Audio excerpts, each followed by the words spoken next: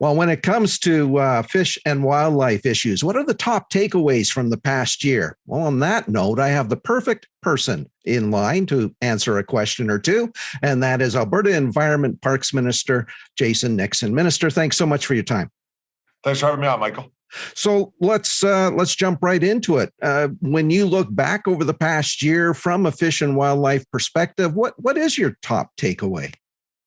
Well, I think some of the things that I think are great, despite the fact that we faced the pandemic simultaneously, is we've been able to continue with some of the consultation sessions that we've really pushed the department to have with both the hunting and angling community. I liked it better the first year when I was able to have everybody go across the province in person. This year was more focused online. Next year, we'll get back to doing it in person. But I think that feedback is very good for both the hunting and angling community, but as well as for the department and biologists. It's ended up putting us on a trajectory for some of the big regulation changes that we're going to see that have been asked for over the next couple months. And previous to that, we've seen some of the increasing certain water bodies for walleye harvest, electronic tags that are coming in for walleye tags, examples like that. And I think that's probably been some of the most exciting things that we've been able to do as a department over the last year. When you look back, of course, we saw quite a dramatic increase in the number of angling licenses sold. I think it was up by close to 30%. That's both a positive and potentially a negative when you look at the pressure that has on, especially our native stocks. Any thoughts along those lines? Well, one thing that I was looking at the numbers earlier today, actually. So this year, it looks like we're on trajectory to be a little bit lower than that COVID year. Still higher than 2018 and 2019, though. So we're still seeing more and more people take up the great sport of angling. That's good. I mean, we want to see particularly young people coming and being able to enjoy something that so many of us treasure. But at the same time, you're right, that adds pressure to a variety of landscapes. I think some of the things that we've tried to focus on with, significant investment in the hatchery program in the province, which is just starting to see results. The goal of that is to continue to be able to use water bodies where we can have sustainable harvest, be able to help put pressure into areas using hatchery type fisheries to try to take pressure off of other waterways. But we're going to have to continue to manage the fact that there's lots of pressure when people want to go and enjoy the things that we enjoy doing. And we're going to be looking at some policies in the coming year to try to help deal with stuff like even during heat waves. I think maybe you're probably going to have some questions to me later on for the Bow River. I'll probably save it for then. But we need to look at different type of policy options to be able to help manage that pressure while making sure people can still enjoy angling. And I honestly think that the hatchery program is probably the biggest investment towards that we've seen probably 30 or 40 years. Yeah, indeed. The bow is certainly one of the issues that I think we need to look at in terms of the amount of pressure, the rate that the same fish are being caught. Again, though, we want to encourage people to get out and enjoy this activity. So it is a fine line to walk. It is a very fine line to walk. I got to go out on the boat this summer, first time in several years, enjoyed every moment of it. But talking to guides and others that are on that waterway a lot, we're certainly seeing increased pressure. Some of that's got to be managed through, interestingly enough, I think it's like 200,000 plus angler hours a year on the boat throughout the city of Calgary, which is significant. But some of that stuff that we have to deal with is about the management of the species themselves, but other stuff is dealing with habitat. So working on boat launches, some of them that are owned by Alberta Environment and Parks, others in partnership with different municipalities or organizations.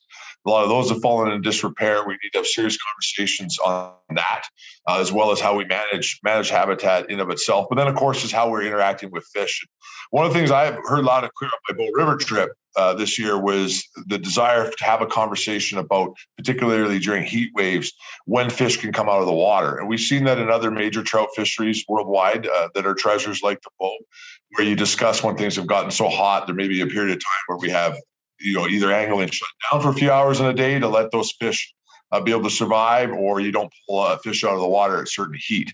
And so we'll be having some conversations with a variety of stakeholders on that issue over the next couple of months with an anticipation of maybe doing something for next year. This year was really hot. So this may be a simple thing that we can do that still, doesn't stop angling from taking place because we don't want to, but helps us manage that very special fishery in a unique way. Shifting gears and talking a little bit about wildlife, a strange later part of the year, Minister.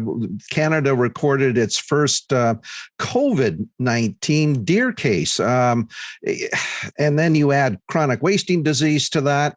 Where are your thoughts on those issues and especially kind of the COVID one? That's kind of a unique perspective.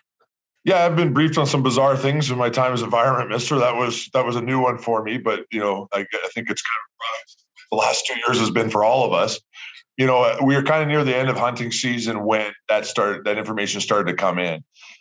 So processing in the context of this hunt season didn't really become that relevant. But having a conversation if this is going to be a sustainable problem or a problem that continues. I think, though, luckily enough, that the practices that are often recommended for field dressing around chronic wasting disease, from my understanding, would likely be enough to protect you if you're dealing with an animal that had COVID-19.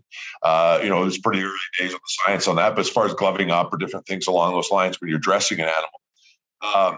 And then I think the good news, though, is it doesn't look like, based on the limited studies that we've seen on this, that COVID-19 is having an impact on the deer itself. So they may have it, but it doesn't look like it's having negative impacts like it is with humans. So that's good news. We're not dealing with something like CWD.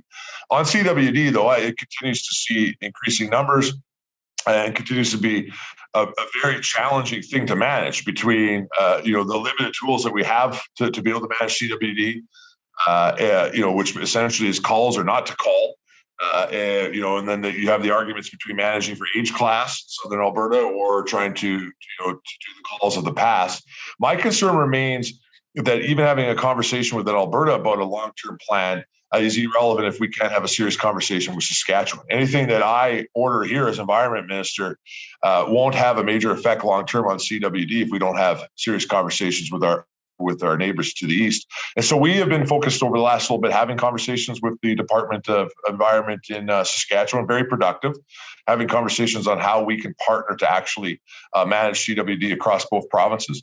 And we're also looking to work with the ACA and a few others on some work on vaccines associated with chronic wasting disease. So we're continuing to try to do it, but I know Alberta can't go alone, and we have to have broader conversations on how you're managing these herds across these large landscapes. Of course, we are entering the holiday season, and for many families, it's going to be a turkey dinner. Yeah. You know where I'm going with this. Talk to me a little bit about the potential of having turkeys brought into Alberta as a increased hunting opportunity. So we did a broad consultation on both the turkey management plan and the idea of adding another species of turkey to the landscape or increasing the current turkey populations. I was really excited about the very high level of positive feedback on that idea that came from Albertans. And so I'm happy to tell you that the turkey management plan, which is long overdue, I have signed off on it being released early in the new year. So we'll be able to see that. And that will lead the way for managing that important species. And I have approved the Alberta Conservation Association, the Department of Environment, to begin the process to talk about bringing more turkeys to Alberta. There's a bunch of stuff that has to take place between provinces and those type of issues after I've done that. But I think it's pretty clear that it's something Albertans would like us to do. All right. Well, Minister, there's probably more topics to keep us going, talking right into the new year, but I know you've got a busy schedule, so we'll wrap it up here. Thanks so much for your time, and look forward to chatting with you in the new year. Until then, Merry Christmas and a Happy New Year. Well, thanks for having me on, Michael. Merry Christmas, Happy New Year to you and to all your viewers, and look forward to seeing you soon.